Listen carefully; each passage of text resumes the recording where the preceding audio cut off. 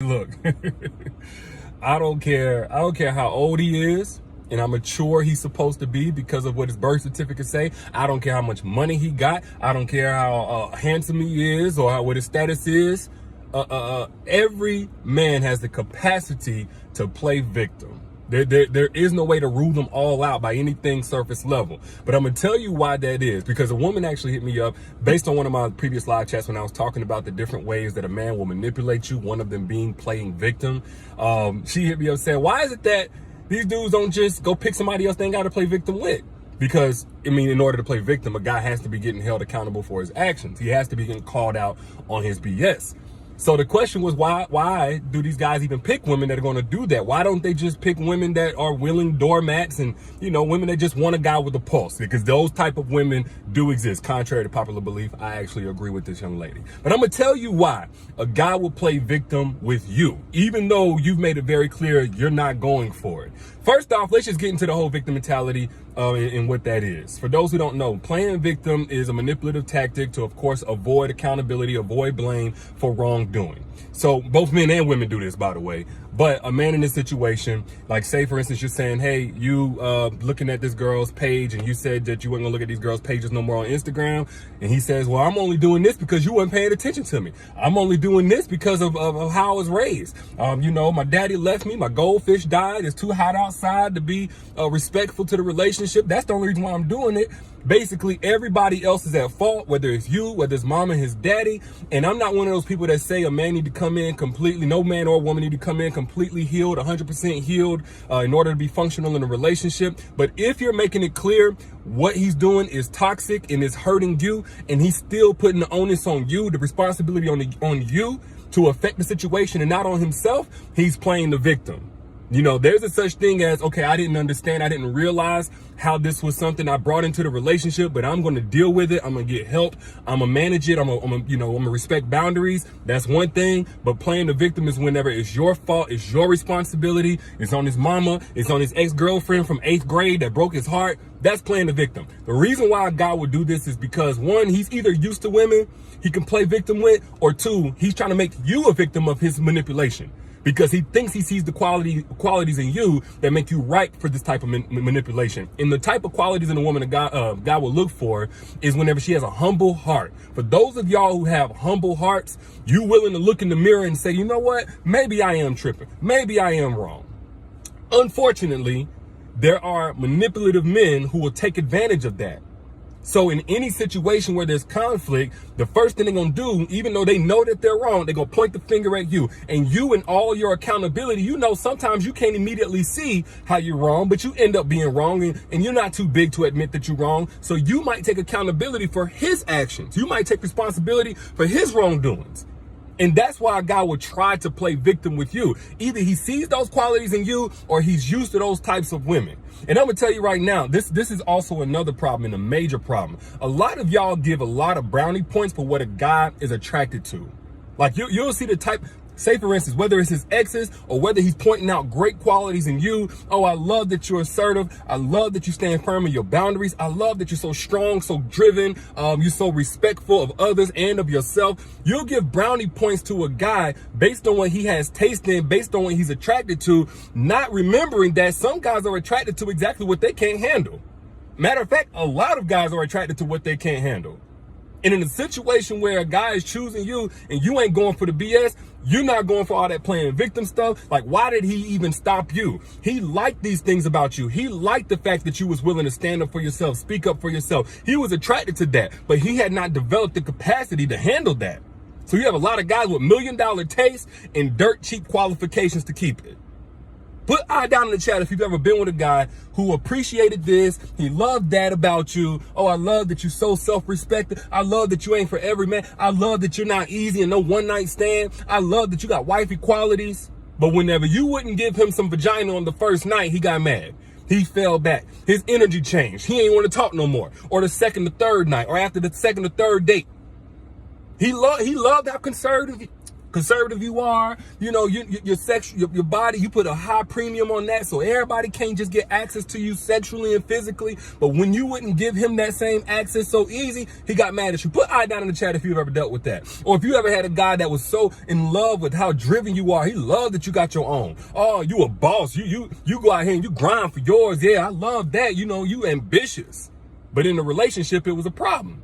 In the relationship, he got mad that you wanted to work those long hours. He got mad that you wanted to help him, you know, tighten up his situation, his career ambition or whatever, his efforts. He got mad. He felt like you was trying to emasculate him and step on his toes and, you know, boss him around, and, you know, you was being masculine or something. Put I down in the chat if you've ever had a guy get mad at you in a relationship for exactly what it is he said that he loved about you in the beginning.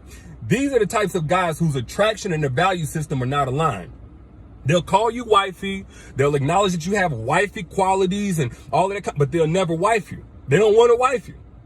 Put I down in the chat if you ever had a guy call you all up and down, you such a wife, you girlfriend material, you serious relationship material, but they don't want to be in no serious relationship with you. That's because for every man now, for literally every man, the learning curve goes like, you know, you can identify what's good before you develop the capacity to handle what is good. The problem comes whenever a man is grown and he never got past that learning curve.